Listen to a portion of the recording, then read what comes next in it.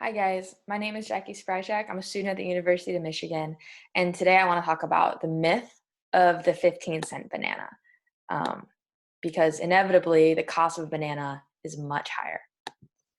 So the question is, what is the true cost of your snack? I want to start with that. As a business student and as a student abroad in Costa Rica, I witnessed a lot and realized that the market price that we get here in the Western world in the U.S. for a banana does not accurately reflect the true cost of a banana.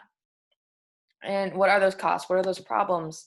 Well, the first one is that this is just bananas. This is just bananas. And what I mean by that is that the three major fruit companies, Dole, Del Monte, and Chiquita, that have a monopoly on the industry, grow the bananas in a way that's called monoculture. And if you're not familiar, that means only one type of crop is grown on that land. And there's a whole wealth of issues with that method. I'm just going to touch on two or three. The first is the ecological damage, because those natural processes that would happen in a regular natural habitat, like birds as seed dispersers and insect pollinators, etc., it's not happening. And that means that these companies have to apply really heavily a lot of agrochemicals to be able to upkeep and compensate for the loss of those processes.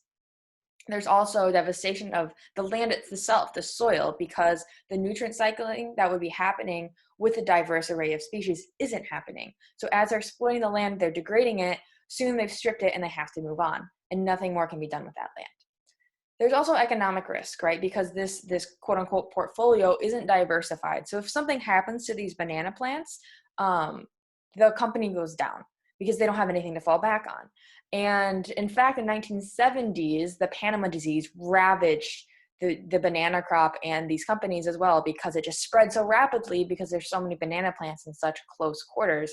This didn't only impact the companies, though, because they're so intertwined with the communities next to which they operate that those communities went down also. There's an interdependence happening there that I'm going to talk about a little bit later. Um, so the second problem is that these companies essentially have a license to kill using these agrochemicals. What does that mean? Well, first of all, they're applying these chemicals that bioaccumulate in an ecosystem, and they're fat soluble. So rather than going away after a short period of time, they actually are amplified as the food chain progresses. There's also an insane amount of human health risks because, like I mentioned, that interdependence relationship, it's mostly because those companies have a monopoly on the labor market in those communities. So if you live there, you either work for the banana plantations or you really don't have another option. So they're able to offer very low, next to nothing wages for very intense, very hard, and very dangerous work. And it's dangerous because you are out there on the front lines applying the pesticides, artificially pollinating the banana plants, et cetera, et cetera. And because of that, there's a well-documented presence of cancer and related illnesses in these communities.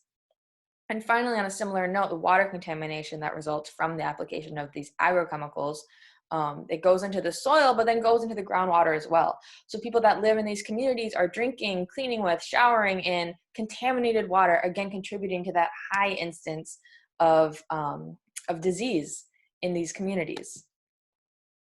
And finally, the third problem is that these companies, like I mentioned, are monopolies. They're huge.